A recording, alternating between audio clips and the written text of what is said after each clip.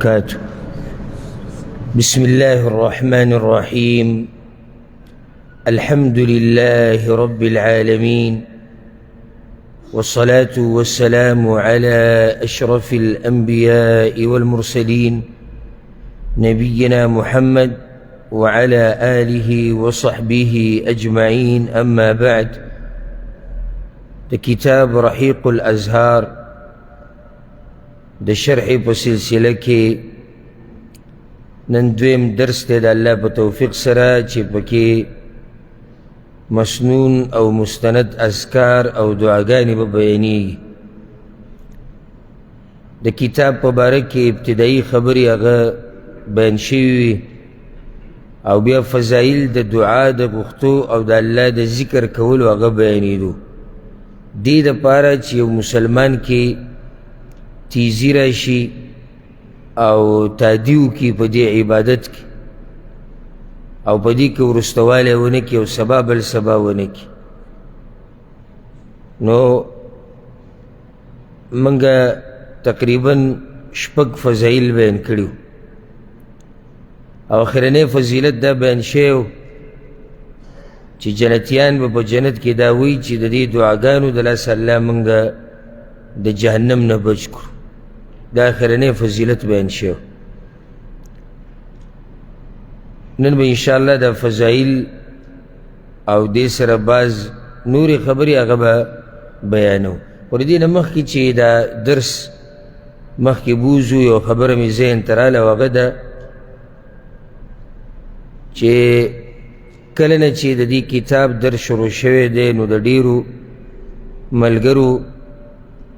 د خویندو درونو د هغوی یو لوی شوق دی چې دا کتاب یې زده کړي او یاد یې کړي او بیا حتی الوسع هر یو کوشش کوي چې دا کتاب ما پیدا کړی ځان له، که د بهر ملکونو نه دي، که پاکستان کې دي او که بل ځای کې دي. او شتي په دنیا کې ډېر حرصناک خلک د الله د بندګۍ د کولو.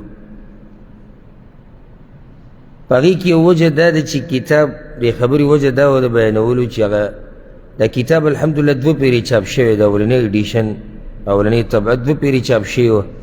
بیا هغه دویم پیر چې چاپ شو هم ختم شو. بیا چې دویم ایډیشن موږ دریم پیره چاپ کولو وي نو اراده موږ دا وکړه چې د دویم ایډیشن کې تعدیلات وکړو. تعدیلات داسې چې یوه کله داسې وکړي او داسې په هر کتاب کې تقریبا چې د لیکلو څه غلطي پکې، لکه یو ټکی یو شان لیکل غوښتو بای کې یو حرف زیات شو یا کم شو، دا خو راځي د عامه خبرې. نو اراده دا و چې دا کتاب حتی الوسع د دغه غلطیاو نه صفا کړو، که یې پکې او یې پکې. دویمه دا چې سبحان الله یعنی علماو دا خبرې لیکلې م ده او د داسې حقیقت چې چېرته انسان داسې نشي کیدی چې دی په دې خپل کتاب دا ووایي چې او بس. یعنی کله چې دا کتاب سړی راوالي که نه، دا کتاب یو سړي لیکلی داسې ګور هسې که دې ځای نه مخکې ما ورسره دام لیکلی وی، ورسره مې دام لیکلی وی، او که دا خبره مې لږه دې خوا کړې وی لږه مې دې خوا کړې وی، څومره مذهب یې کړی. بل پیر له داسې وکړي بیا چې ګوري بیا وایي یاره که دلته پکې دا ټکی وی نو ښه مذهب یې کړی وی، که دلته مې ورسره دا حدیث ذکر کړی څومره مذهب یې کړی. دا ارمانونه نه پوره کېږي، ځکه چې هر سړی دا غواړي چې زه دې عوامو ته او دې مسلمانانو ته هغه څه ورکړم چې هغه د غوره نه غوره وي. نو چېرته د انسان ارمان دی او عالم دی او داعي ارمان په دې باب کې هغه داسې نه پوره کېږي چې د کتاب د بلکل مکمل او دا کېدی نه شي، ځکه چې د خطا نه او د غلطۍ نه صفا کتاب هغه د الله سبحانه وتعالی دی او صحیح حدیثونه د پیغمبر صلی الله علیه وسلم. د هغې نه له چې هر انسان څه کتاب لیکلی به هغې څه نه څه کمی او کوتاهي. ځکه بعضو علماو مولیانو ما سره رابطې وکړې کله چې ما دا کتاب ولیکو چاپ شو، وایي که دلته دا داسې وي او دلته دا داسې وي او دلته، نو ما ورته ویم دا کوم ځای کې کېږي؟ هر یو سړی تاسو کتاب راولئ ډډم دې ته لګولي چې راشه ګورو چې دې کې کومه خبره وروسته کول غواړي کومه مخکې کول، او دا چې د هر سړي مني نو پاتې څه شو. خو حتی الوسه موږ یو کوشش کړی دی لیکلي م. نو دویم ایډیشن کې ډېر ښه اضافات او ترجمه د اعلا نه اعلا، یعنی ترجمه یو پیر شوې ده بیا پکې سوچ شوی ده چې نه د دې نه ښه ترجمه دلته کېدی شوه چې د مسلمانان خصوصا عوام وروڼه او خویندې پوه شي، نو هغه ترجمه هلته بدله شوې ده. لکه درشان عنوانات او دا حتی الوسه کوشش موږ به کوو دا به رواني کوشش انشاءالله هر کتاب چې نو دویم ایډیشن انشاءالله هغه نږدې تقریبا بل درس ته به انشاءالله باذن الله هغه به تیاري نو ځکه اکثر ملګري رابطې کوي تپوسونه کوي تاسو د کتاب دعوت ورکو کتاب شتي نه او کتاب شتي نه نو کتاب به انشاءالله هغه لږو ورځو کې راشي او د دې نه به مزیدار وي ځکه چې هغې کې ډېر تعدیلات شوي دي او د دغه رونو او خویندو زه د زړه نه یعنې شکریه ادا کومه د فتنو په دې دور کې چې کله زه یو مسلمان وینم او هغه د خپل رب د کلام د زده کولو شوق کوي د پیغمبر صلی الله علیه وسلم د حدیثونو د زده کولو شوق کوي یعنې زه ورته حیران شم او دعاګانې ورله غواړم مخکې ورځو کې ما سره یو زنانه رابطه کړې وه هغې وي زما مسله ده مسله څه ده مسله دا دی چې دا خبره ده مسلې جواب له ما ورکوم در بیا وي چې زموږ یو ارمان دی که ستاسو وس کي او پوره کړي ارمان څه دی وایي تاسو په دې درس کې دا ډېر وایي چې امام ابن حبان راوړی دی او امام ابن حبان ورته صحیح ویلي زموږ د لوی ارمان دی چې د ابن حبان دا کتاب چېرته واورو چې دې کتاب کې دننه څه دي دا نوم موږ دومره ډېر واورو چې د هغې سره محبت پیدا شو نو که چېرته الله دله طاقت ترکو او د امام ابن حبان د حدیثونو دا کتاب چېرته ته ووایه نو ما ورته وایم انشاءالله خو د هغه د کتاب نه مخکې ډېر کتابونه یو کار ډېر لوی دی او عمر زموږ ډېر لږ کم دی یعنې کار ډېر زیات دی انتهایی کار پروت دی او عمر چې الله کم ورکوي که بل پرځ 70 کاله شي زما عمر 80 شي 100 کاله دی شي دا لږ عمر دی خو موږ به حتی الوسه کوشش کوو ټول چې په دې لار باندې روان یو اگر که موږ هغه څه پوره کولی نه شو کوم څه چې غواړو خو دومره دی چې هغه کوشش سړی کوي په هغه لار رواني نو دی بیا ملامته نه دی ملامته هغه سړی دی چې هغه د لارې نه کوز شوی دی هغه ملامته دی هر چې خپل کوشش کوي لګیا دی لکه دنیا په دې مسلو کې خو به تاسو ښه پوهېږئ که نه پوهېږئ پوهېږئ نو چې یو سړی کله کوشش کوي مزدورۍ له وزي راوځي کله یو ځای کې ولاړي کله بل ځای کله څه نو څوک یې نه ملامته کوي اگر که مزدوري نه وي ولې نه ملامته کوي وی غریب نور څه وکړي خو چې پروت یې ډډی لګولي ودی نو هغه خلک ملامته کوي دغه شان دینداري ده چې څوک دینداري کوي خپل کوشش کوي لګیا دی غریب اگر که کمزوری دی پکې اگر که هغه خپل هغه شان نشي کولی څه چې دی غواړي خو بیا هم ملامته نه ځکه چې غریب لګیا دی خپل کوشش خو کوي که نو دغه ورونو او خویندو زه د زړه نه شکریه ادا کوم په دې دور کې چې د چا ارمان دا دی چې ما یوټیوب کتی پای کې مې فلمونه کتی څوک وایي چې ارمان ما کرکټ یې کتی څوک وایي بل ورځ راته یو ملګري خبر وکړه دلته ناست دی ملګری ما ته وی زمونږ په دیره کې بس سپینګیري دي مشران ما د رسول الله نه راځي بیانون له ولې وی هغوی دغه ټیم کې مسعودن هغوی فیسبوک ګوري ټیک ټاک یې ګوري او په دې کې خصوصا دغه پروګرامونه ګوري د افغانستان والا چې پاکستان والا پسې کنځلې کوي هغه دلته کنځلې کوي د یو بل سره دا پروګرامونه روان دي 2-3 ګنټې 4-5 شپږ پکې هم روان نو هغه پروګرامونو ته پراته وي نو هغه ملګرو ته ما ده وویې ما د یاده کوي فایده دې ته وایي چې الله چاله توفیق نه ورکوي لکه یو سړی 2-3 ګنټې کنځلې اوري 2-3 ګنټې پالتو خبرې اوري ورسره نیټ استعمالیږي پیسې هم لګي نظر هم خرابېږي دماغ هم خرابېږي د هر څه د قرباني خو کنځلې اوري خو دومره نشي کولی چې دی یو ګنټه راشي قرآن او حدیث ته کیني ما د دې نه عبرت والی ګورئ د دې نه ما عبرت والی چې یو سړی هر څه کولی شي خو درس نه بیان نه دین نشي مې زده کولی نور څه دی خو الله وله توفیق نه ورکوي الله چا سره ظلم نه کوي الله چې توفیق نه ورکوي په ده کې څه چلي نو په دې پرفتن دور کې یو سړی کوشش دا کوي چې قرآن او حدیث زده کړم دا ډېر اوچتې مرتبې والا سړی دی نو دا یو تنبیه وه ما چې زه بیان کم یا ولیکم دې ملګرو ته چې څوک د کتاب تپوس کوي نو چې هغوی سره دا معلومات وي موږ 6 فضایل بیان کړي دا 6 فضایل څه ووایم چې تاسو ته تپوس وکړم چا لیکلي پوره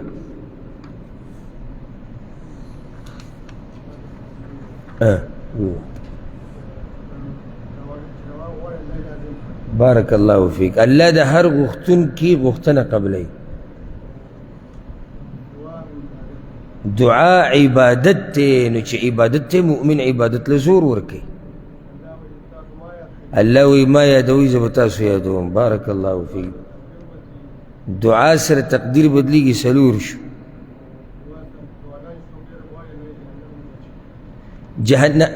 جنتیان بارک الله فیک دا صحیح دی، خو که تعبیر داسې شي چې جنتیان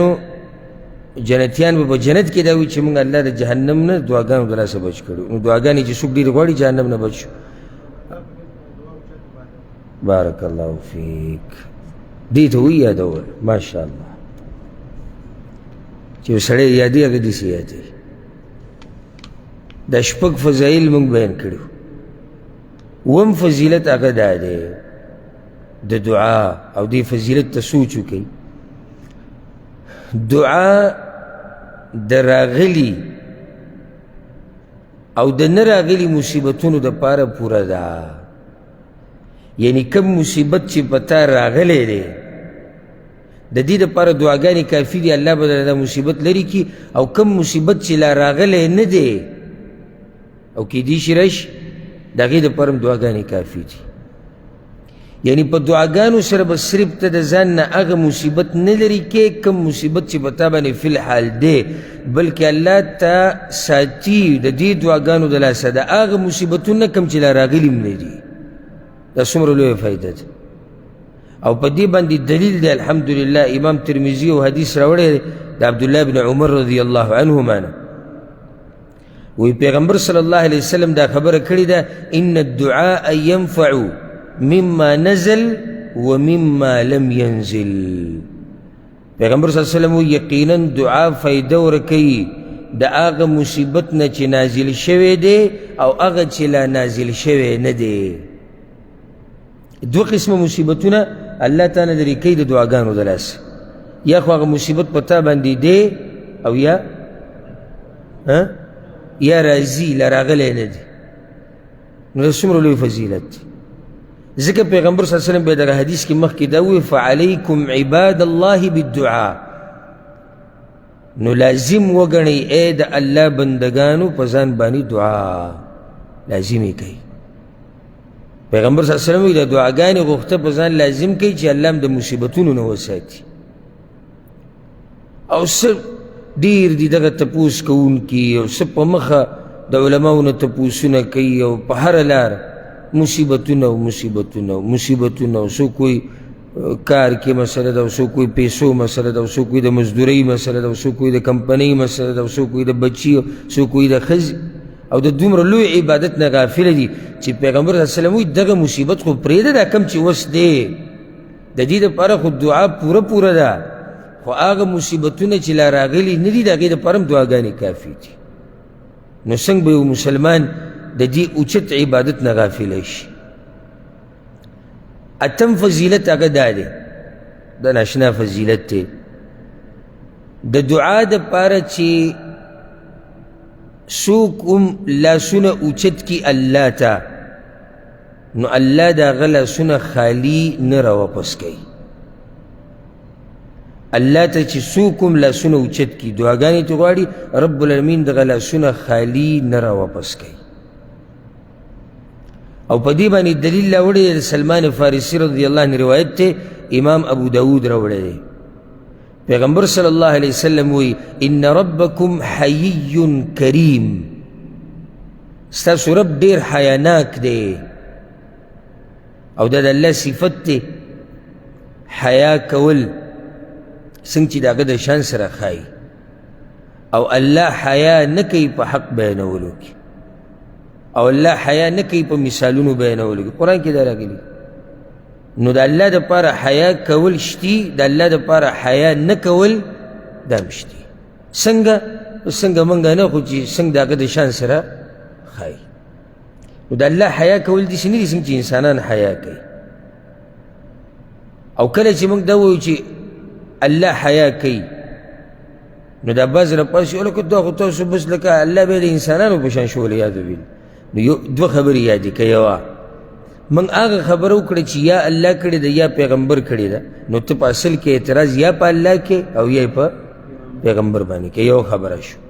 نو دویمه دا قمقله وایه تا ته چا دا ویلي دي، تا ته چا دا ویلي چې څوک یو خبره ثابته کړي د الله دپاره یو صفت، دا به داسې لکه د انسانانو یې په شان راشه دې مخلوقاتو کې درته فرق ښیمه، پاتې له خالق او مخلوق، په دې مخلوقاتو کې درته فرق ښیم. اوس وګوره غوږ د اتیم دی او غوږ د میږیم دی که نه؟ شتي که نشتي؟ یو شان دی نه دی. خپې د میږیم شتي نو خپې د غویم شتي، یو شان نه دي. نو چې اوس مخلوق او مخلوق کې دومره فرق دی، حالانکه دواړه مخلوق دي. په مخلوق او مخلوق کې دومره فرق دی، نو په خالق او په مخلوق کې به څومره فرق دی. نو پیغمبر صلی الله علیه وسلم وی الله حیا کوونکی دی، ډېر حیاناک دی. نو ګوره دا د مؤمن هم شان دی چې دی به حیاناک وي. او پیغمبر صلی الله علیه وسلم په باره کې راځي وی د پیغمبر صلی الله علیه وسلم حیا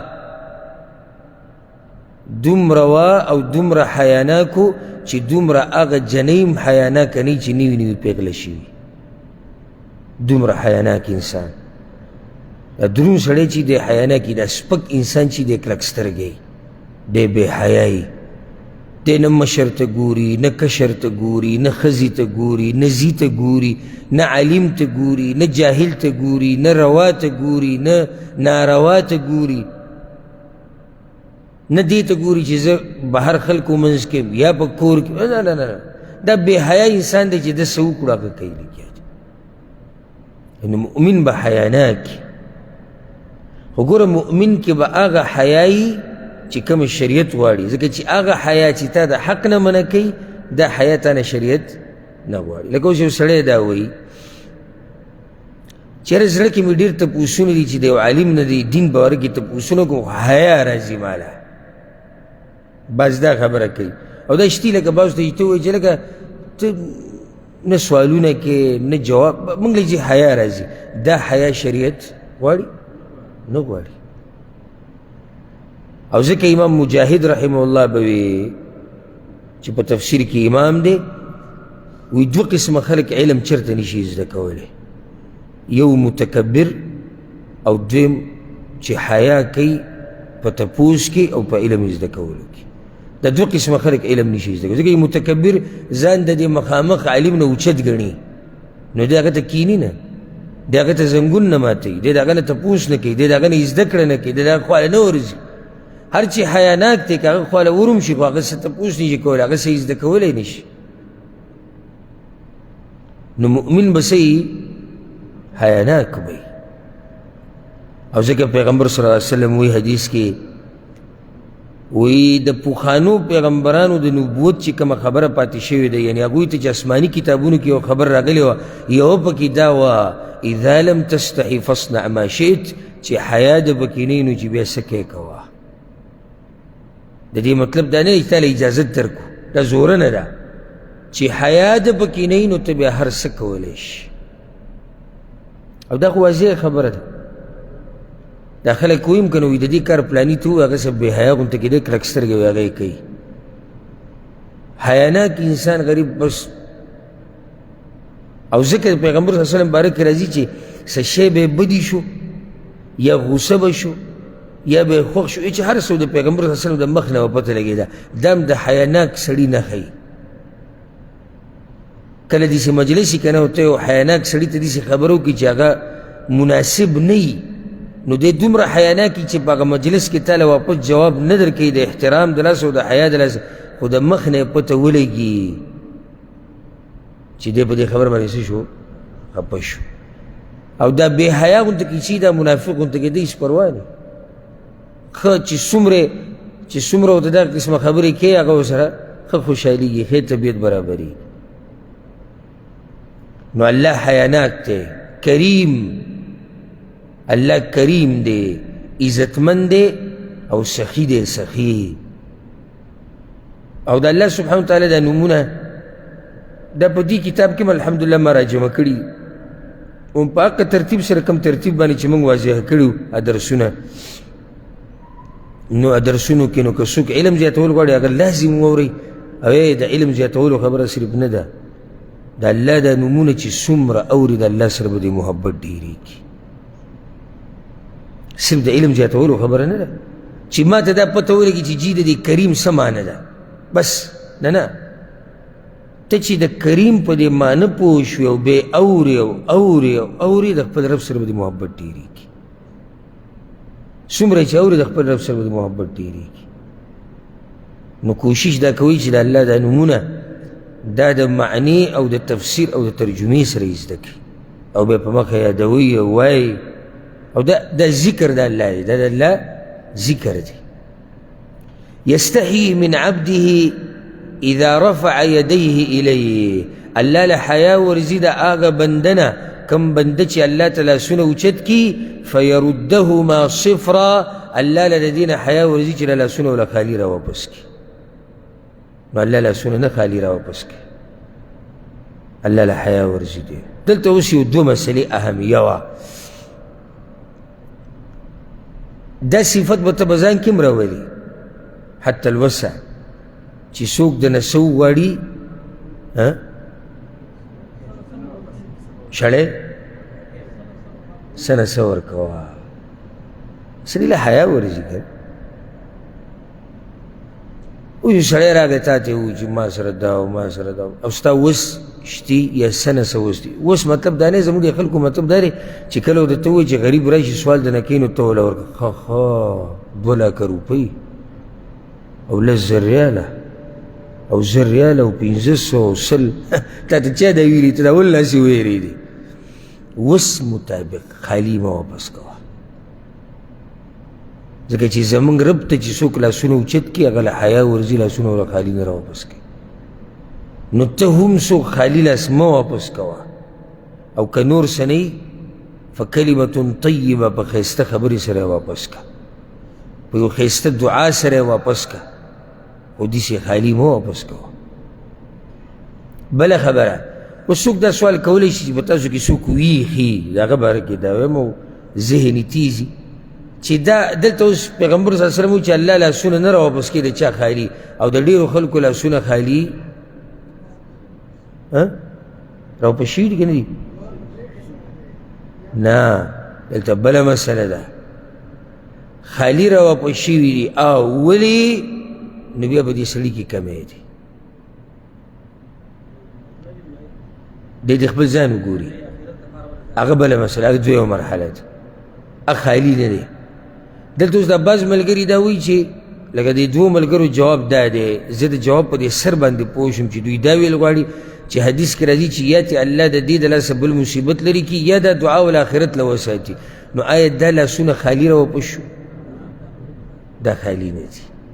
نو دغې ته به خالي نه وایو دغه لاسونه خو دی په ډکو منګولو راواپس شو فایده خو ورته میلاو شوه که نو چې فایده میلاو شوه نو لاسونه خالي نه دي خالي لاسونه چې هېڅ ورته میلاو نه شو هغه بدبخته دی چې په هغه کې خپله څه بیماري ده او د هغې د لاسه هغه ته چې څه یې غوښتو هغه ورته میلاو نه شو نو دا څو فضایل شو 8 9 فضیلت هغه دا دی دعا د الله دومره خوښه ده او دا عبادت یې دومره خوښ دی تر دې چې وایي څوک د هغه نه دعا نه غواړي نو الله ورته غوسه کېږي او په غضب کې کېږي دا د الله ناشنا شان دی ګوره چې څه ترې نه غواړي خفه کېږي چې څه ترې نه غواړي غوسه کېږي او په غضب کې کېږي دلیل یې پرې راوړی دی د ابوهریره رضی الله عنه حدیث دی چې امام ترمذي راوړی دی قال رسول الله صلی الله علیه وسلم پیغمبر صلی الله علیه وسلم دا خبره کړې ده انه من لم يسأل الله یغضب علیه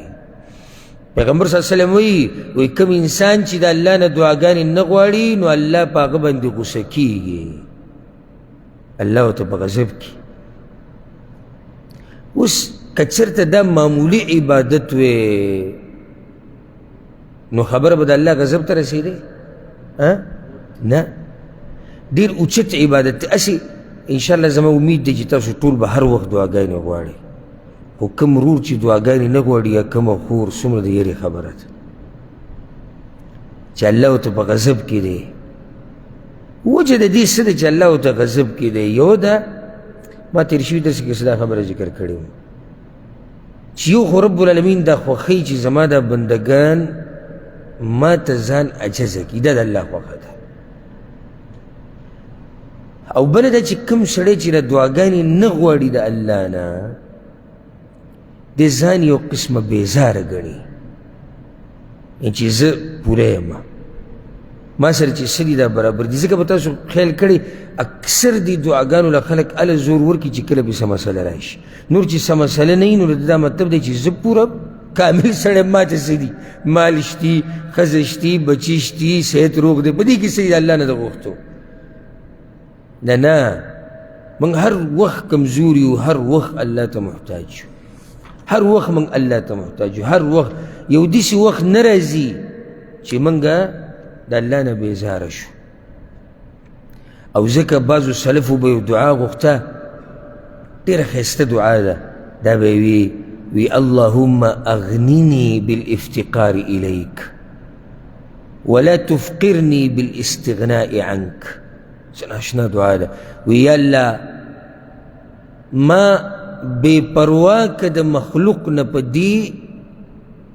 چې تا ته حاجتمند شم او ستا په مخ کې غریب او فقیر یم. یعنی ځان سره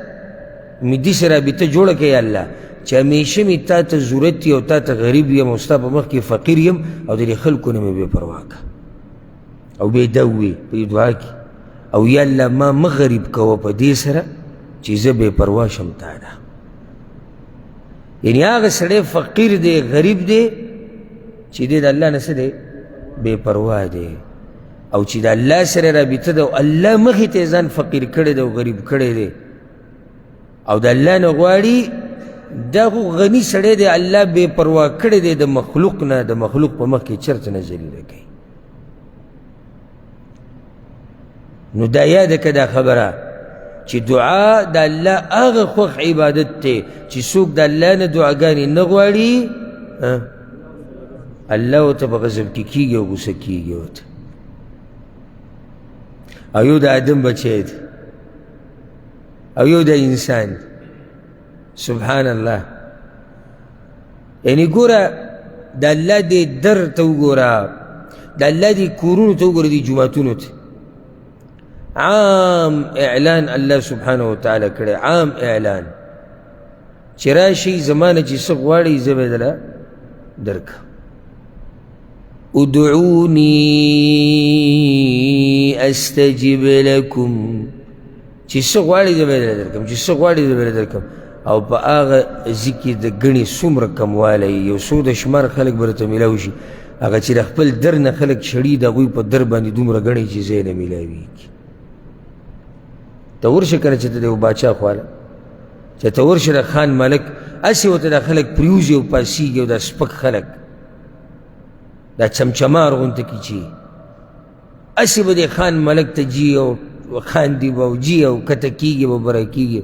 حالانکه هغه چا ته دا ویلي هم نه دي چې ما نه څه وغواړئ که څه غواړئ، او نه یې چاله ورکوي. دا خو د هغه مال دی او بچو ته به پاتې شي. عجیبه ته یو دی چې ورته ناست دی، هغه مال ته خوشحاله دی کوم مال چې د هغه بچو ته شاته پاتې کېږي، هغې ته یې ډډه لګولې ده پروت. او کوم رب چې دا وایي راشئ وغواړئ، راشئ وغواړئ، د هغه کور ته ورشه څوک به ته میلاو هم نه شي. یا یو څو د شمار خلک به درته میلاو شي، یا چې کوم راځي نو په هغو کې به درته هم ډېر داسې میلاو شي چېرته الله ته لاس داسې نه دي اوچت کړي چې له سترګو نه یې اوښکې روانې. یو سړی لاس اوچت کړي الله ته او جاړي، څه په لوی عبادت کې دا سړی اخته شوی دی، په لوی عبادت کې، لوی عبادت کې چې د ډېرو خلکو نه ورک شوی دی. الله ته لاس اوچتول سره د جړا، سره د فریاد، سره د سترګو نه د اوښکو تله.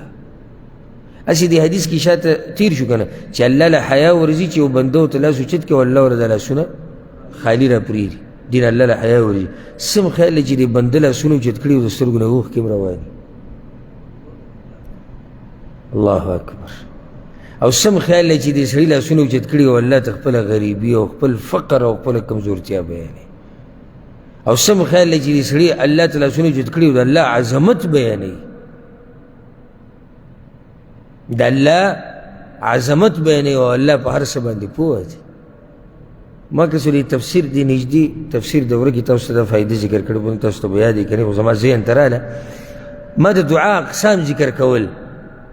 یو پکې دا قسم ما ذکر کول دا ډېر ناشنا قسم دی د دعاګانو چې مؤمن کله واوري مؤمن ویم ژوندي زړه والا نو د هغه په جسم باندې غونی ذکر شي. د دعا یو قسم دا د علما وایي چې ته صرف د الله عظمت بیان کړې او بس. لیکن دې کې دعا کم ذکر ده وایي هغه پوه دی چې ته څه غواړې.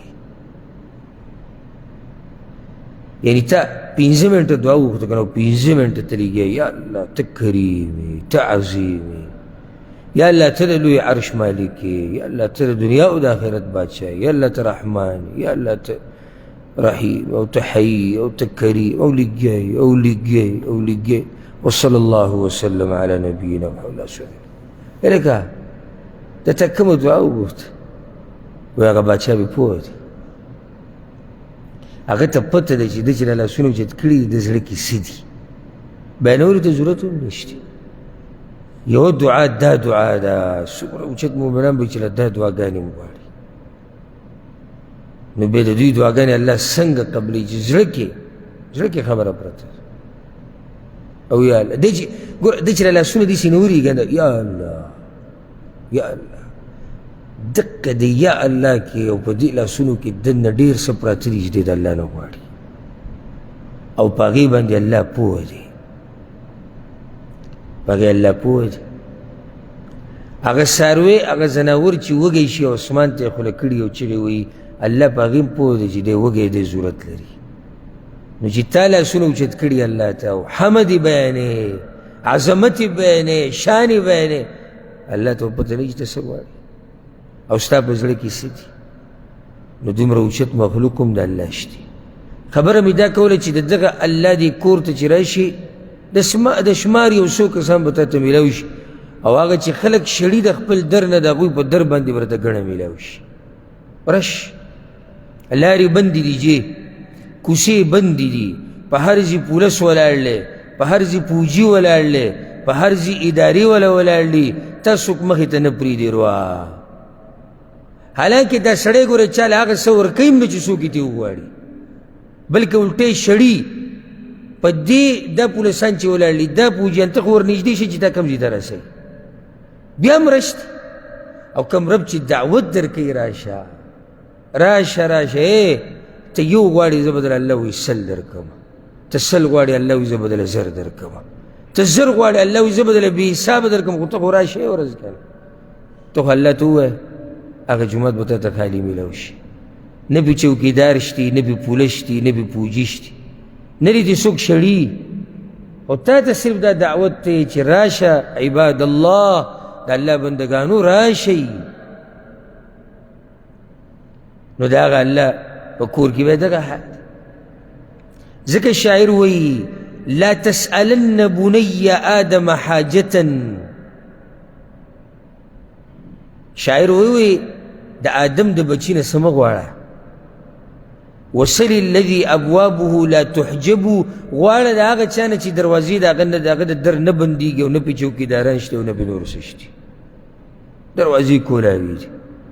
بیا وایي الله يغضب إن تركت سؤاله وبني آدم حين يسأل يغضب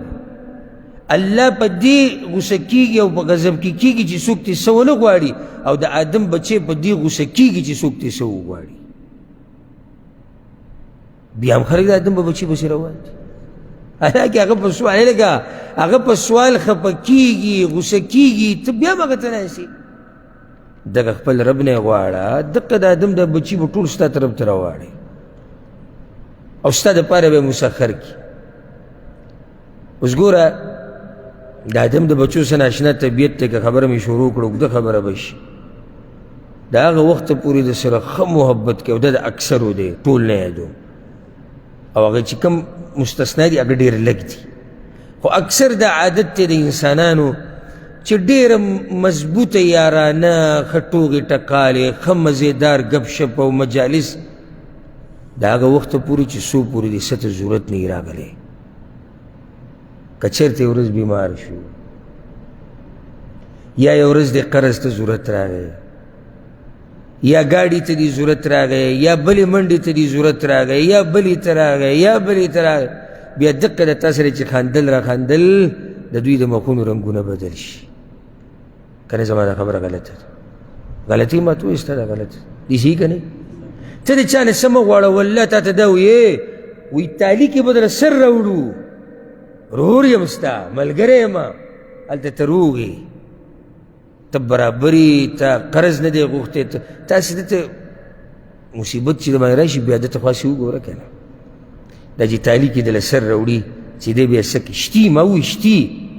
هغه خلک شتي خو هغه لږ دي اکثر د آدم د بچو عادت دغه دی چې څه خدمت دې ترې وغوښته او څه دې ترې وغوښتو نو په دې طبیعت خرابېږي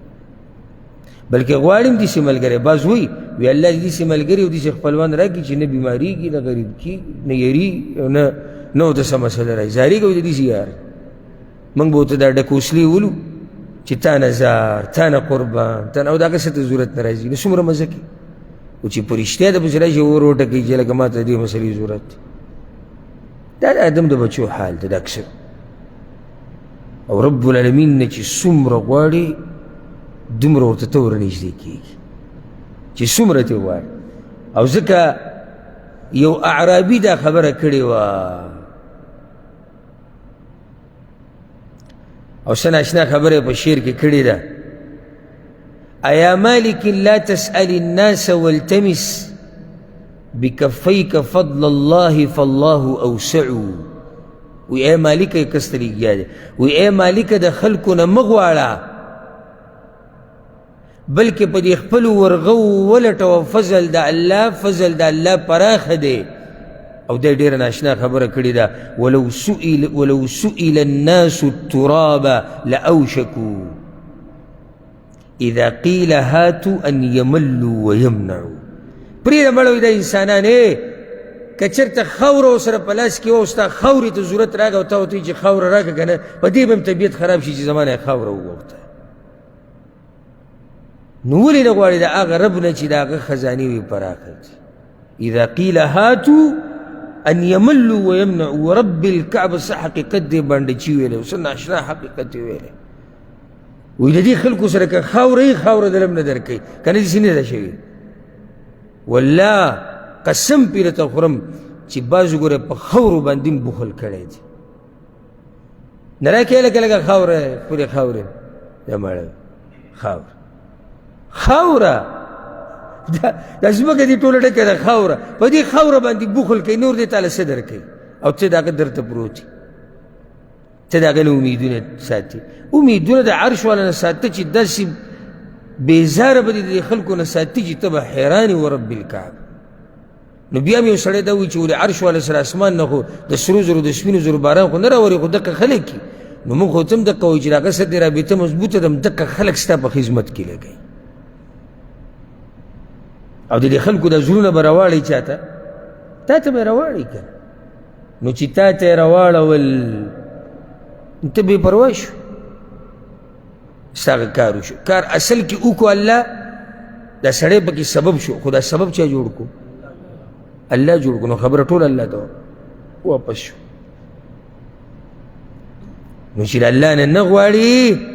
الله په غضب کې کېږي ورې او چې څومره ترې غواړي دومره خوشحالېږي چې څومره ترې غواړي دومره خوشحالېږي او هغه اخرنی جنتي چې به د جهنم نه راوځي او جنت ته به ځي که نه خبره اوږده شي په شرحه کې نو هغه ګوره احادیث خو ما څو څه پېرې بیان کړی او د دروازې سره د جهنم دروازې سره یا الله دغه ونې ته مې که او بیا د هغې نه بلې ونې ته او بیا بلې ونې ته او یا الله جنت ته مې که او بیا جنت دروازې ته او د دروازې نه مې یا الله دننه که الله هر څه چې جنت ته ور دننه کړي هغه وایي یا الله حدیث کې راځي یا الله دې کې زما زیشت دي تا خو زه را دننه کړم په دروازه خو دې کې زما زیشت دي الله ورته دنیا بچایي دې لیدلې ده د دنیا د یو باچا بچایي ته لیدلي وی او یا الله لیدلې مې وایي د هغه باچایي په شان لس باچایانې دله په دې جنت کې درکو د دنیا د باچایانو د باچایي امر چې لس پیرې شي الله وایي دومره ستا دپاره دي زه ورځه دا غرب دی چې دی په غوښتو باندې خوشحالېږي چې ته ترې څه غواړې او بل دا چې قادر دی په دې چې تا له یې درکړي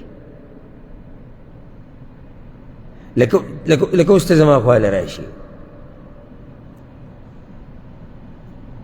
او داسې ما ته ووایي چې ما له وسپنه راکړه دومره من وسپنه پکار نو خلک به تا ته څه وایي تا ته به خلک څه وایي نه ده سره نشته دومره اوسپنه ما سره څه کوي ما سره اوسپنه سره شتي نه چې دی راغی ما ته ویې لږ مړه وایي دومره من وسپنه راکړې دی وسپنو نه نو خلک به ورته وایي کم عقل و د هغه سره اوسپنه دی کم ځای کې غواړه د هغه چا نه چې د هغه سره یي ګوره د الله سره څه شی دی چې د الله سره نشتي تاسو یو شی خو ووایئ که نه زه څه شی دی د الله سره نشتي د درګاهونو دربارونو باندې چې دا قبر پرست پراته او د غیر الله ته چغې وي دوی نه دا سوال کول پکار دی چې هغه کوم کار دی چې زموږ رب یې نشي کولی چې تاسو دې قبرونو ته پراته یې زه دا وایم کوم کار زما رب نشي کولی چې پیر بابا یې کولی شي کم کار زما رب نشي کولی چې لوی ځوان یې کولی شي کم کار زما رب نشي کولی چې پیغمبر یې کولی شي کم رب زما رب کم کار نشي کولی چې عایشه او علی او خدیجه او حسین او حسن او فاطمه او زینب رضی الله عنهم هغوی کوي او هغوی نشي کولی کم کار دی چې یو کار داسې وښایه که نه چې د الله نه نه کېږي او یو شی داسې وښایه چې د الله په خزانو کې نشته چې ته د الله نه ناامیده لسم فضیلت دا راوړی دی وی دعا د الله وصیت دی خلکو ته یعنی الله خلکو ته ویلي چې زما نه دعاګانې وغواړئ او مؤمن هغه مؤمن دی چې دی همیشه کوشش کوي چې الله ورته څه ویلي چې په هغې باندې څه وکړي عمل وکړي تا نه سوال دی ولې ډېرې دعاګانې غواړې ولې الله یادې وی الله راته ویلي دي ولې داسې کې وی الله راته ویلي دي الله قرآن کې سورة الاعراف کې وایي دا خو یو دلیل دی حالانکې په دې کې ډېر دلایل دي خو دلته یو دلیل راوړی دی ادعوا ربکم تضرعا وخفیه د خپل رب نه دعاګانې غواړئ په عجزۍ سره او په پټه تا ته څوک وایي چې دعاګانې غواړئ الله وایي صرف دا یو خبر هم کافي دی چې تا نه څوک تپوس وکړي ته دعاګانې ولې ډېرې غواړې وایي زما رب ماته ویلي چې غواړې یو لسم فضیلت وی دعا غختل د پیغمبرانو او د متقیانو خلکو صفت دی دعاګانې غوښته دا د پیغمبرانو او د متقیانو خلکو صفت دی دلیل یې پرې راوړی دی د سورة الانبیاء 90 نمبر آیت ته 90 نمبر الله وی د پیغمبرانو ذکر یې کړی د ابراهیم علیه السلام لوط علیہ السلام نوح علیہ السلام سلیمان علیہ السلام داود ایوب اسماعیل الیسع ذا الکفل یونس او زکریا او عیسی او مریم علیہم السلام د دې ټولو ذکر الله کړی دی په دې سورة الانبیاء دغه آخري مخکې چې دو مخونه شاته نو الله بیا حق آیتونو کې دا خبره کړې ده انهم كانوا يسارعون في الخيرات ويدعوننا رغبا ورهبا الله وی دا ټول هغه خلکو چې نیکیانو ته به د یو بل نه مخکې کېدو او بله دا چې زمانه به ډېرې دعاګانې الله وی غوښتې د امید د لاسه او د یېرې د لاسه دې دپاره د دلیل راوړی ویدعوننا رغبا ورهبا او حاجتونه به یې غوښتل زموږ نه مینه کوونکي او یره کوونکي دا د پیغمبرانو او د نیکانو خلکو حال دی او موږ د پیغمبر صلی الله علیه وسلم ژوند له نه ځو یعنې ډېر داسې بې شماره دلایل به ته میلاو شي بلکې د کتاب کې چې څومره اذکار راځي او دعاګانې راځي اکثر د پیغمبر صلی الله علیه وسلم نه رانقل شوي دي حدیثونه نه دي نو پیغمبر صلی الله علیه وسلم جبه به همیشه د الله په ذکر باندې لمده وه او دا د نیکانو خلکو طریقه ده، دا د نیکانو خلکو طریقه ده. اوس ګوره دا سورة الانبیاء کې الله دا خبره وکړه، د دې نه مخکې د پیغمبران ذکر کړي، اسې دریاد به درته کوم چې د دعا سره هم دا مینه ښه ډېره شي، حالانکې دا په دې کتاب کې تفصیل نشته. دغه پیغمبرانو کې الله یو ذکر کړی نوح علیه السلام، ونوحا اذ نادى من قبل. الله وی نوح علیه السلام ما ته مخکې د دې ټولو پیغمبرانو نه مخکې، ځکه چې هغه اولنی پیغمبر دی، وی هغه موږ ته اواز کړی او دعا یې غوښتلې وه. نوح علیه السلام الله وی زموږ نه یې دعا غوښتلې وه، نو یا الله تا څه کړي وو؟ فاستجبنا له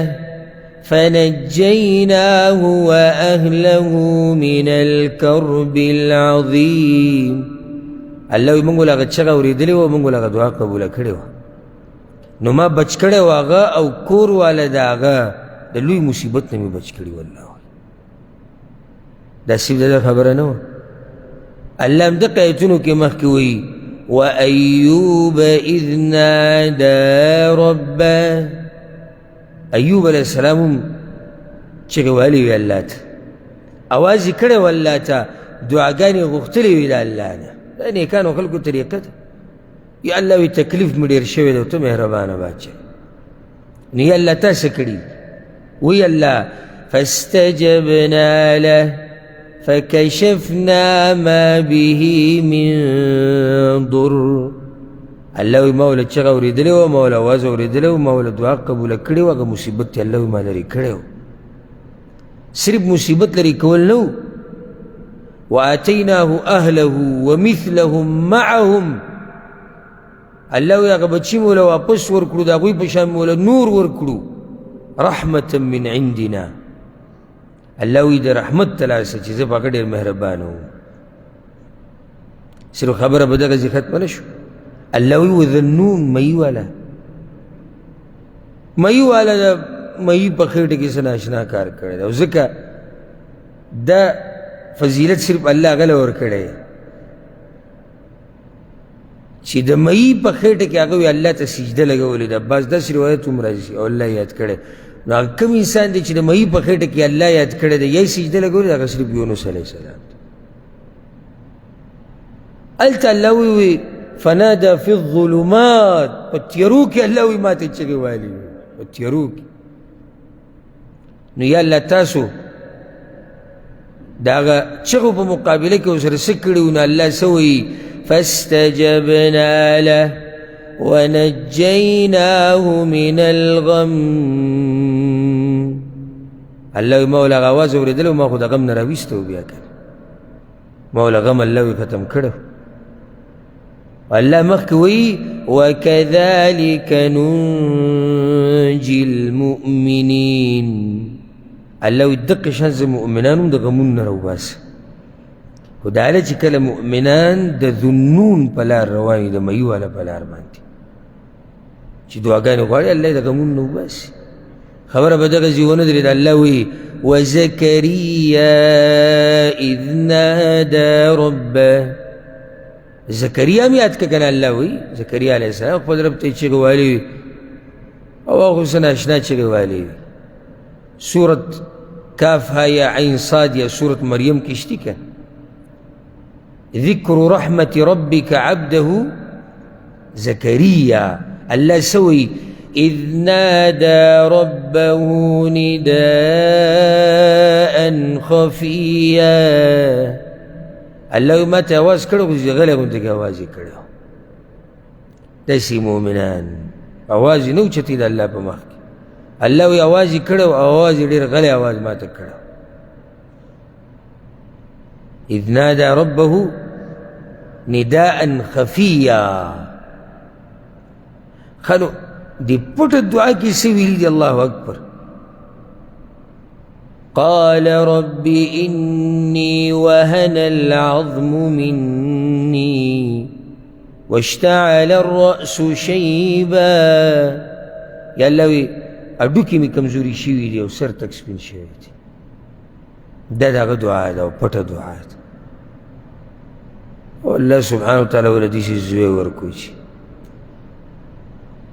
الله وی ملائکه د دعا وغوښته او الله ملائکه راولي د دعا غوښته الله سبحانه وتعالى ولا دعا قبول کړ فنادته الملائكة وهو قائم يصلي في المحراب الله ملائک پسرالو زیر ورکو هغه ولاړو عبادت خانه کې مونځ کو الله دلوی زیر درکې بیحیا دی ولک چې هغه نوم به یحیی دا د نیکانو خلکو طریقه ده په دې نورم ډېر مثالونه دي نیکان خلک هر وخت د الله نه دعاګانې غواړي او ژبه د الله په ذکر لمدی او مونږه هر منځ کې دا وایو صراط الذین انعمت علیهم یا الله ما روان که په لار دا کسان چې تا په انعام کړی الله په دې خلکو انعام کړی دی که روان شي دوی په لار دعاګانې ډېرې غواړي ذکر او اذکار ډېر کوه که ګوره د زكريا عليه السلام خبر دنو یو فائدہ ته ذکر قال رب اجعل لي آية ويا الله یو نښه ما ته وښایه چې ما ته پته ولګي چې د دې سره چې دا نښه زه وینم یعنې زما د ښځې په خېټه باندې بچی شو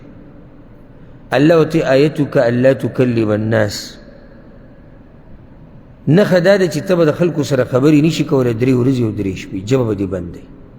نو چې کله ستا ژبه بنده شوه د خبرو نه نو ته پوه شې چې ستا د ښځې په خېټه باندې بچی شو خو الله ورته بیا دا ووایي واذکر ربک او ګوره یحیا زکریا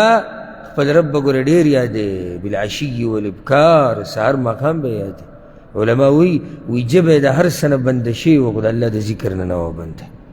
ځکه چې دې نه بغیر مړ کېدو دې نه بغیر مړ کېدو هر څه بندېدی شي خو د الله ذکر نشي بندېدی او مونږه الله اکبر زمونږ حال ته دا وګوره مونږ یو شی نشو بندولی که بندولی شو هغه د الله ذکر بندولی شو فیسبوک به بند کړي بند به کړي فیسبوک یوټیوب به بند کړي ټیک ټاک به بند کړي دا ګن بلاو جاخې به بندې کړي او چې راته ووایم د الله ذکر نو کېدی شي بس جواب راکړي چې ډېر وخت نه بند دی دعاګانې خو ما ډېر وخت نه یو قرآن خو زموږ کور کې چې کوم مصحف پروت دی باید دوړه ده او ډېر وخت نه بند دی مولوي صاحب ته ساده سړی ته یې بندې کړه موږ د پخوانه بند کړی دی او بند پروت دی هغه چېرته راوایلو ښکلي کو یا چېرته قسم څوک کور کې خوري راوایلو یا د برکت دپاره کله داسې روالو کله داسې مخامخ کېدو چې ته مصیبت رانی شي یا چې ته زمونږ هغه ماشومانان چې ته قل هو یا سورت ناس یا سورت اخلاص وایي ځان له روالي وایي کله نه کله یا زمونږ هغه نیا دي الله وبخي هغې به کله نه کله راغستو چې ته سورت نیم به یې ته وي نور خو د پوکانه بند دی قرآن موږ راغستی کله دی چې ته موږ ته وایې چې بنې که په دې کې وایي مه چېړه چې موبایل بند که فیسبوک بند که دې سره خو زما سا وځي او دا راته یقیني ویم چې پسې مري پسې مري او زه تا ته دا نه یم چې ورځ او ده ته ماله دا خپل موبایل راکړه د سهار د مانځه پورې به زما سره یې زه ته ځه کور ته څه به کې هسې هم ناوخته دی لاړ شه لږ خوب وکړه راپاسه تهجد وکړه قرآن پکې ووایه لږ الله ته وجاړه سهار مانځله دی جومات ته راشي زه به در موبایل بیا درکړه ویې که که دا خو لا پرېږدي ورځ تا ته ووایم او کال دی ته ووایم ته صرف دا وکړه ځه دلته موبایل پرېږده او مخکې ټیم نیسي مخکې ټیم د وده کېدو یې لاړ شه وده شه کم مزېدار راپاسه تهجد وکړې یو څو رکاته او الله ته وجاړه وتر وکړي دعاګانې وغواړه ښه تازه بیا دی جومات ته وختي راشه د بانک نه 10 منټه او پاو ساعت مخکې دلته ما سره میلاو شه خپل موبایل ویسه چې ته خو صرف د ژوند خوند ویني که نه بغیر د موبایل نه چې دا څومره ښایسته ژوند دی ته خو چې د الله عبادت وینې بغیر د موبایل نه نو الله یې زموږ په حال باندې رحم وکړي 12 فضیلت دا دی وایي دعا غوښتونکي سره الله ملګری دی دا خبره ما تقریبا تیر شوي درس کې خبرو منځ کې راغلی و او دلیل پر راوړی دی صحیح مسلم کې حدیث دی ابو هریره رضی الله عنه وی پیغمبر صلی الله علیه وسلم دا خبره کړې ده ان الله یقول الله دا وی نو دا کوم حدیث شو حدیث قدسی شو انا عند ظن عبدي بي وانا معه اذا دعاني زما بنده چې ما سره په ما څنګه ګمان کوي زه سره زه سره اقشان کوما وانا معه اذا دعاني دې دپاره د دلیل راوړی الله وی زه د دې بنده ملګری یم کله چې دې زما نه غوښتنه کوي نو څوک چې دعاګانې د الله نه غواړي الله د هغه ملګری او څوک دا نه غواړي چې الله دې زما ملګری شي څوک دا نه غواړي څوک داسې شتي چې نه غواړي هر مؤمن غواړي نو د الله ملګرتیا که حاصلول غواړي الله ډېر یادوه دعاګانې ډېرې غواړي دیارلسم فضیلت یې راوړی دی وایي ذکر کوونکی د الله رضا ته مخکې کېدونکی دی بلکې موږ د دنیا ته راغلي دې دپاره چې د الله رضا ته څه شو مخکې شو ته د څه دپاره لګېږي د عبادت او څه دپاره کوو چې الله راضي شي که دا یو طریقه یې زده کړه که چېرته الله راضي کول دي مقصد دي او د الله رضا ته مخکې کېدونکو کې ځان شمارول غواړي بیا دا یاده کړه دا طریقه حدیث راوړی د ابو هریره رضی الله عنه چې دا په صحیح مسلم کې دی وی چې پیغمبر صلی الله علیه وسلم یو پیر یسیرو فی طریق مکه پیغمبر صلی الله علیه وسلم یو پیر روانو د مکې په لار باندې فمر على جبل یقال له جمدان پیغمبر صلی الله علیه وسلم په یو غر باندې تیر شو چې هغه غر نومو جمدان نو پیغمبر صلی الله علیه وسلم ملګرو ته وی سیرو هذا جمدان روانو شي دا جمدان نومي غر دی دې غر نوم څه دی جمدان سبق المفردون مخکې شو مفردون خلق ګوره په سفر کې د مناسبت څه دی په سفر کې چې کله خلک رواني نو د یو بل نه مخکې کېږي وروستو کېږي که نه یو مخکې شي بل مخکې شي د یو هغه سورلۍ ستړې شوه شاته شوه بل مخکې شو دا طریقه روانه هلته پیغمبر صلی الله علیه وسلم دا وایي چې ګوره مفردون په حقیقت کې مخکې دي وی یا رسول الله وما المفردون وما المفردون یا رسول الله دا مفردون څوک دی د الله پیغمبره وی الذاکرون الله کثیرا والذاکرات مفردون هغه دي چې دوی الله لره ډېر یادوي که نارینه دي او که زنانه دي په دې باندې خو الله امر کړی یا ایها الذین آمنوا اذکروا الله ذکرا کثیرا اے مؤمنانو یادوئ الله لره په ډېرو یادولو سره نو مخکې کېدونکي د دنیا هر خیر ته او په آخرت کې خو واضح ده د الله رضا ته جنت ته حوض کوثر ته د پیغمبر سپارش ته د هر څه ته مخکې کېدونکي خلک هغه مفردون دي مفردون څوک دي صرف ذکر کوونکي ما صرف دوری ذکر کوونکي زیات یاد دی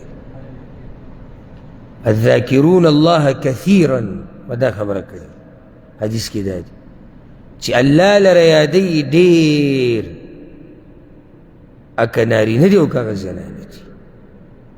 دا خلک مخکې دي هر خیر ته نو که ته مخکې کېدو غواړې هر خیر ته نو بیا راشه دی طریقه ده څوارلسم فضیلت یې راوړی دی وایي دعا غوښتل په اعمالو کې غوره عمل دی دعاګانې غوښته په اعمالو کې غوره عمل دی او دا د یو مؤمن ارمان دی چې ما کم عمل وکړی غوره عمل مې وکړي په دې هسې دې دلیل ته خو سوچ وکړه که نه وایي وره لږ خو د زړه په غوږونو یې واوره د زړه دغه نه ده چې په یو غوږ یې اوري او بل باندې وباسي نه دا حدیث امام ترمذي راوړی دی ابو الدرداء رضی الله عنه وی الا پیغمبر صلی الله علیه وسلم دا خبره کړې ده الا انبئکم بخیر اعمالکم وارضاها عند ملیککم وارفعها في درجاتكم وخير لكم من اعطاء الذهب والورق ومن ان تلقوا عدوكم فتضربوا اعناقهم ويضربوا اعناقكم ناشنا حدیث دی ډېر ناشنا حدیث دی پیغمبر صلی الله علیه وسلم وی داسې عمل درته ونه ښیم ګوره چې هغه ستاسو په اعمالو کې د ټولو عملونو نه غوره دی. هغه عمل دی چې الله پې راضي کېږي. دوه شو. ستاسو درجې به اوچتوي. درې، د سرو زرو سپینو زرو نه د الله په لار کې ورکول د هغې نه دا عمل غوره دی. څلور، پنځه، چې تاسو د دشمن سره میلاو شئ او تاسو د دشمن مردار کوي د دې نه غوره دی. ویضربوا اعناقکم، او د دشمن راولګي ستا د سټ ووایي پرې کړي د دې نه مو غوره دی. اشنا دا د پیغمبر صلی الله علیه وسلم طریقه ده ګوره. او حکیم انسان عمل نه ښیي، جذبه، شوق، او څه په ناشنا طریقې سره شوق راوچت کړو. دا به اوس کوم عملي چې غوره عمل دی، الله پې راضي کېږي، درجې پې اوچتېږي، د سرو زرو سپینو زرو د لګولو نه غوره دی دشمن سره چې جهاد کې مخامخ شي د هغه سټ الوزول یا هغه مړ کي تا د دې نه غوره دی.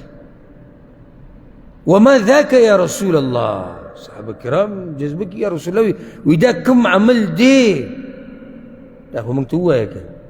وی ذکر الله، الله یادول. الله یادول دا دومره اوچت عمل دی. موږ ته دا پته نشي چې الله د یادولو دومره لوی فضیلت دی. او که راته معلوم هم دی نو دغه سستۍ د لاسه او د بې ایمانۍ د لاسه او د کمزوري ایمانونو د لاسه زموږ هغه عبادت پاتې شوی دی. حالانکه دا معمولي عبادت نه دی، څومره اوچت عبادت دی. ځکه وایي وقال معاذ بن جبل، معاذ بن جبل دا خبره کړې ده. یاده که دا خبره. معاذ بن جبل پیژنې که نه؟ د ده څه فضیلت دی؟ په دې امت کې حلال او حرام باندې پیغمبر صلی الله علیه وسلم د معاذ بن جبل به څوک نه پوهېږي. هغه سړی دا وایي ما عمل آدمي من عمل أنجى له من عذاب الله من ذكر الله عز وجل. د بندې او عمل هغه لره د اور نه ډېر خلاصي واله نه دی لکه څومره چې د الله یادول دي. یعنې که د الله نه د الله د عذاب نه ځان خلاصول غواړي او د جهنم نه، نو وایي د ټولو نه بهترین عمل چې ته پې د الله د عذاب نه خلاصېدی شي هغه د ذکر الله، د الله یادول. الله ډېر یادوه، الله به یې د اور نه به دې خلاص کړي، الله به یې د سختو نه وباسي، الله به د هر مصیبت نه درې. پنځلسم فضیلت یې راوړی دی، وایي د الله یادونکی په شان د ژوندي دی او نه یادونکی په شان د مړي دی. حدیث یې پرې راوړی د ابو موسی اشعري رضی الله عنه چې د امام بخاري راوړی دی. پیغمبر صلی الله علیه وسلم وایي مثل الذي يذكر ربه والذي لا يذكر ربه مثل الحي والمیت. کم سړی چې خپل رب یادوي او کم چې نه یادوي، الله وایي د دوی مثال د ژوندي او د مړ دی. یاده که دا خبره، د ژوندي او د مړ دی. کم سړی چې الله نه یادوي دی مړ دی، دکې پاتې څه دي؟ زړه یې مړ دی او چې زړه مړ شو ختم شو. دا چې الله یادوي د ده زړه ژوندی دی، اگر که بدن یې مړي، یو سړی د پالج بیماري پې راغلی، دا بله بیماري پې راغلی، په بدن کې حرکت نشتی، دقه شان پروت دی، صرف زړه یې ژوندی دی او الله یادوي، دا ژوندی دی. حقیقت کې دا ژوندی دی الله لره یادونکی. او ځکه شیخ الاسلام ابن تیمیه رحمه الله ناشنا خبره کړې ده. وی دا ذکر د انسان دپاره داسې دی، د مسلمان دپاره، د دینداره دپاره، هر مسلمان نه وایي، د دینداره مسلمان دپاره دا ذکر داسې دی لکه څنګه چې اوبه دي د مهي دپاره. ولې؟ نه بار مري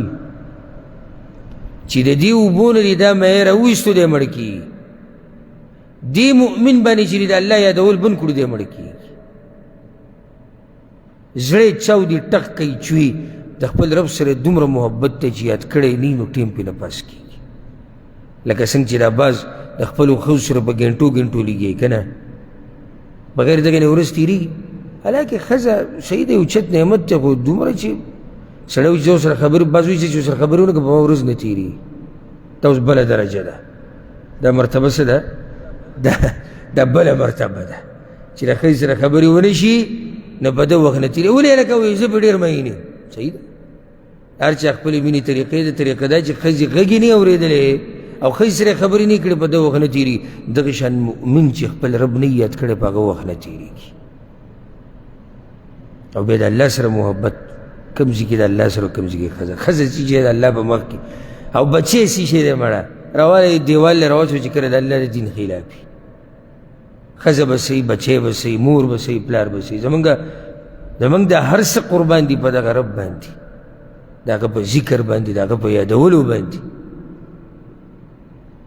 نو دا فضیلت دی چې څوک الله یادوي دی څنګه دی ژوندی دی چې نه یادوي دی مړ دی او ستا مرضي ده که ځان په مړو کې حسابوي او که ژوندو ته راځي اخرنی فضیلت دا ذکر کړی شپاړسم وی الله خپل پیغمبر ته امر کړی دی چې د دعاګانو غوښتونکو سره کښېنه پاسه او الله چې پیغمبر ته څوک ښایي چې د دوی سره کښېنه پاسه دا معمولي خلک اوچت خلک وي دا اوچت خلک څوک دي واوره واصبر نفسك مع الذين يدعون ربهم بالغداة والعشي او ای پیغمبره ټینګ که ځان د هغه کسانو سره چې حاجتونه پیش کوي خپل رب ته سحر ماښام یعنی کم خلک چې دعاګانې ډېرې غواړي نو ای پیغمبر ته د هغوی سره کښېنه پاسه دا دومره اوچت خلک چې دا شو 14 فضایل اگر که فضایل ډېر ما تاسو ته تېر شوي درس کې دا خبره کړې وه چې ګوره هر څوک چې کتاب ولیکي نو د حصر دعوه څوک نشي کولی حصر چې بس ما جو هر څه را جمع کړي خیره کټې کټې خبرې ضروري اهم اکثر را مخې ته شو نه صحیح دی اوله شي یو پکې منځ کې ما ذکر کړی واسي بعض ځایونو کې ګوره ما فضیلت د ځان فضیلت ذکر کړی دلته کتاب کې نشته دې به کوم شوي دي نو انشاءالله روان درس نه به یو اهمه مسله شروع کوو او هغه دا چې آداب الدعا د دعا د غوښتو څه آداب دي دا ډېره اهمه خبره ده چې په څه طریقه به دعا غواړو دا به انشاءالله بیانو او د دې نه بعد دا خبره هم ذکر کړې ده وي شیخ الاسلام ابن القیم رحمه الله د ذکر ډېرې فایدې ذکر کړي چې بعض دا دي